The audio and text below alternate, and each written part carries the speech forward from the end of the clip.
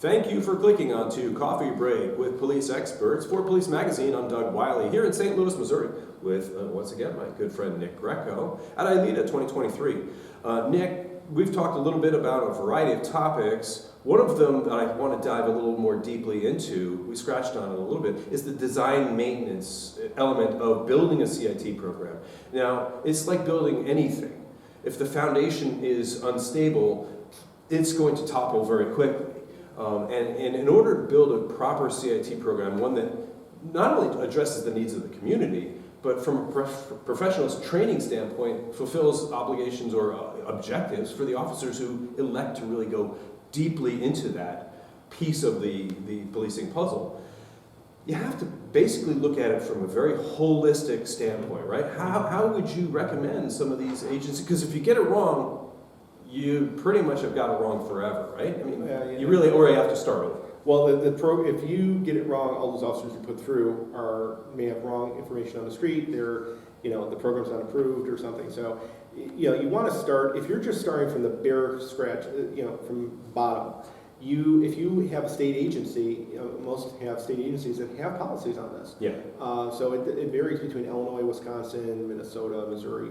You have to go first to that and see if they have CIT curriculum and guidelines to follow and what the regulations are for that. That's the first area to go to. While you're doing that, you need to actually have the sheriff, whatever department that you're working with, that chief, that has to be the buy-in that we're going to start training our people. And maybe you're a large department in a major city, or maybe you're small, but you got to look and see what are there training units? Are there places that do this? Does NAMI do it? Because a lot of NAMI have programs set up already that are free, beautifully run, and we look at NAMI, Wisconsin. They have a very good set. We have a program out in Kenosha, Wisconsin, that is CIT certified and approved through NAMI, Wisconsin, and NAMI, Wisconsin runs all the CIT, and so there's guidelines to follow, and you have your certifications, and your coordinator has to be CIT International certified.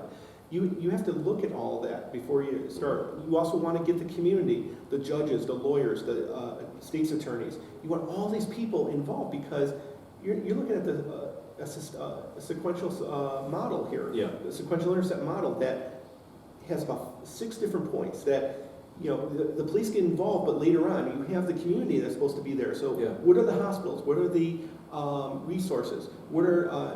Does NAMI help you? Are there BGA grants? Where's the funding going to come from? And even if you're getting a grant, where are you going to, after the grant runs out in 4 or 5 years, where's the money come from there? So you want to have all that infrastructure and be working with partners and start with that. And then you need to know what the curriculum is. And then the curriculum, there's a standard curriculum for the Memphis model for a 40-hour CIT. Well, who's going to teach it?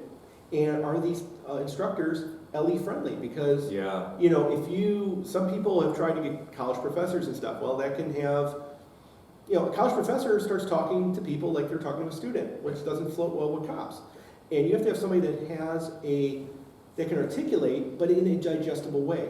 Mm-hmm. And you also have somebody that's very police friendly, because there are people that we have tried to work with, and they come in, they're like, well, I don't want to work with anyone that wears a gun. Well, too bad. Too bad. You're going to be teaching cops. Well, that person didn't work with us. So you got to look at the infrastructure, the cost, the regulations.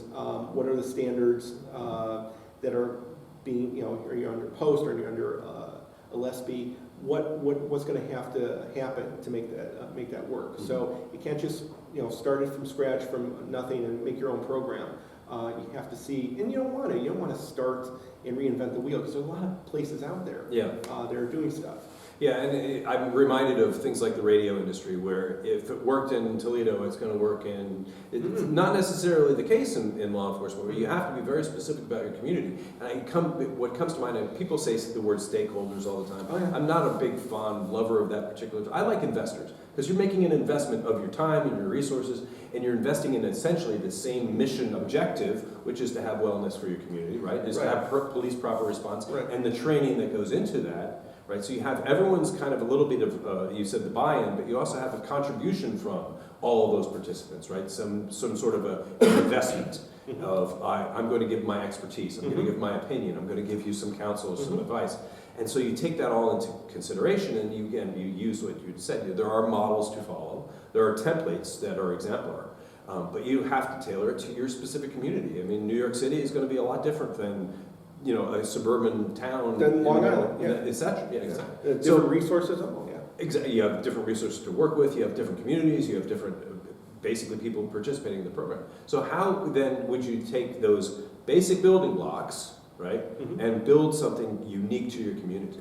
Well, one of the things when I started with, we had an existing program up in Wisconsin, and they brought me in 4 years ago. And one of the things I did was I got to know the departments. I did some ride-alongs. I wanted to see what they were responding to, what were the big mental health calls.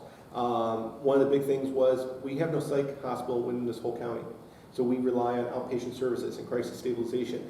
And we set aside $14 million a year just for transport to the state hospital. Okay, so that's something I need to know. So that's something I need to talk to the resources within the community about. Because if I just say, oh, you're going to take them to the hospital, then I don't know the community. I have to know the community that I'm going to be talking to them about when I'm running this program. I have to know what the limitations are. I have to know what the officers are going through to understand what else they need. And who are my community partners that I can go to and say, hey, this is what the cops are experiencing. This is what I need from you guys. So I need to make that program. And if I go right over the border into the other county, they have a 150-bed psych unit, totally different. So that is, and there's obviously Wisconsin, Illinois law, different things. So, I have to know those different laws. There's chaptering versus certificate and petition in Illinois. All knowing those little idiosyncrasies is important. Knowing about what's the political climate, because we have politicians that are very supportive, and you have other ones that are like, whatever, or they pop up during election time. One of the other things is a lot of politicians in the community are clamoring for every single officer to be CIT trained. And the problem is with that, this is a specialty. Not everybody's a canine officer, not everybody's SWAT. You have to volunteer for this. Not voluntold and not mandated to be a CIT officer, because a mandated CIT officer, a guy who doesn't want to be in there for 40 hours, is not going to make necessarily a good CIT officer, because that could be the liability then. Because they never want to be a CIT officer. They want to go and they want to kick indoors. They want to put cuffs on bad guys. And I've had cops that wanted to kick indoors, and you want to go through a door with that guy, but you don't want that guy taking 30 minutes with somebody who is floridly psychotic, because they're not going to be able to talk him down. So that's the differences there. So. And I really like the way that you specify as speciality. As this is a very unique, you don't have a unit that's a CIT unit per se necessarily, but you have groups of people who work within the rest of the department, and you can have a CIT unit. Right. And the thing is, it's not a specific law enforcement training. It's CIT is crisis intervention team training. It's a team, meaning it's not just the cops that are supposed to respond to this. We can have a co-responder model. We can have, working with diversion courts, mental health court, drug court. Those are things I got to include in the CIT program too, because the cops want to know that. They want to know that, hey, I pick up a guy for trespassing. He doesn't need to go to the county jail, or if we do process him, can I call the state's attorney and say, look, he has a mental health problem. He doesn't belong in jail. Can we fast track him into the diversion court and get him the treatment he needs? And a lot of times that's a great way to bypass that 3 to 6 month waiting list and put him through the courts. We have a lot more success with that. And rather than paying $40,000 a year to house him in a jail, we got grants, we got $10,000, $12,000, and he's going to get the treatment he needs. We went from 0 to 60 very quickly on building something from the ground up. But I want to ask, I started essentially this conversation with if you got it wrong from the jump. And we've talked earlier about, CIT is not new. So there are programs that have existed for 2 decades or more. And so there are programs that need to be rebuilt or at least reassessed and reevaluated. So how do you make that approach where you say, look, you've had this program, yes, it's been somewhat successful, but you can do better, or we can re-examine how we're doing this. How would you then take something that is already built, because you have the design and the maintenance, but now we're into a place where the building's been around for a while, and we just want to do a renovation, right? How do you go about that process? So the first thing is I look there was one program, I looked at the reviews of it, and they were kind of okay. And I look at what their existing program is, and I say, okay, we're going to flip some stuff around. We're going to change what we're talking about here, and look at the curriculum. And you're going to look and see what's pertinent. Yeah. Some of the things that they're talking about doesn't apply. They're updates. Sometimes people have been using the same stuff for 5-6 years, and there's new data. You got to keep your data fresh. At least at minimum, looking at that once a year for the new numbers, for the new stats, to also get a pace of your departments and ask the departments what are they seeing, because there's some that say we're seeing a lot of dementia, we're seeing a lot of autism, we're seeing a lot of issues with wandering, drug abuse. You have to adjust that. So sometimes if we're doing, it depends on the mandates that you have, but if you have wiggle room about can I do 2 hours or can I do 1 hour? Am I focusing too much on one thing and not enough on another? Do I need to do refresher trainings? The whole idea is to take a program and not completely revamp it, but modify it. Yeah. And it's a series that's going to happen over a number of trainings. You're not going to get it right out of the box, but you're going to modify it and see what's working for the officers and see the reactions. It's a quality assurance process that you're constantly doing. Yeah. So every time, there's one program I work with, we have daily evaluations during each of those 5 days. And then we have an end of week evaluation. And we look at those and see what worked, what didn't work. A lot of officers said, we used to take people and do site visits on site. And it's like, they didn't get a lot out of it. What they like now is, well, and COVID kind of drove this, we actually put stuff on tape and brought the people in to talk about their programs, and they love that because then they got to interact with them more and really understand the program. So it saved a lot of time, a lot of downtime. Officers started looking at some of the things. It's like, well, do we have to cover all this stuff complicated on medications? It's like, no, we have some wiggle room there. We can cover the side effects, cover the main 5 classes of medications and why people aren't taking meds, how to talk to them. Yeah. So we can focus in on that. We don't need to know about neurotransmitters because it's a street cop. Right. That's not going to help you.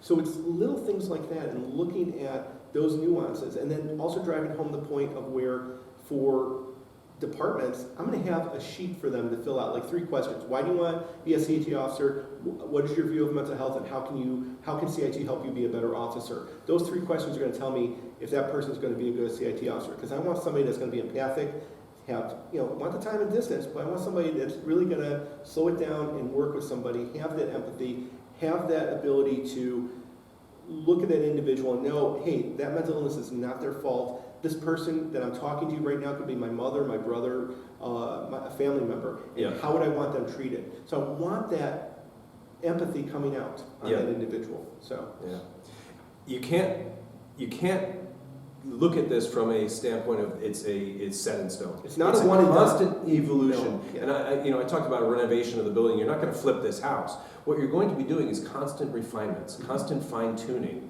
And I think that's one of the things you talk about from the maintenance standpoint.